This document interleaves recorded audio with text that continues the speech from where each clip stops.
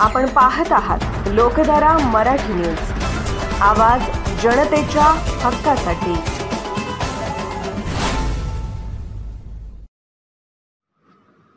सौ धानम्मा बोरगे मॅडम यांचा सत्कार व वांगी सर, कटके सर, हनुमंत होनमोरे सर यांचा निरोप समारंभ बोरगी केंद्राच्या वतीने करण्यात आला। यावेळी या कार्यक्रमाचे अध्यक्षस्थान बोरगी केंद्राचे केंद्र प्रमुख माननीय श्री MS पाटील साहेब यांच्या नेतृत्वाखाली हा कार्यक्रम करण्यात आला।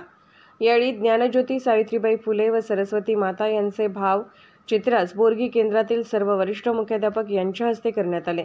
यावेळी मल्लिकार्जुन होनमोरे सर यांनी प्रास्ताविक भाषण केले व संदीप पात्रूड सर यांनी या सर्व निरोप मूर्ती यांचे जीवनचरित्र सांगितले। बोरगी केंद्रातील सर्व शिक्षकांच्या वतीने या सर्व निरोप मूर्ती यांना फूल, अयेर व फॅन, शाल, श्रीफळ देऊन केंद्राच्या वतीने सत्कार करण्यात आला।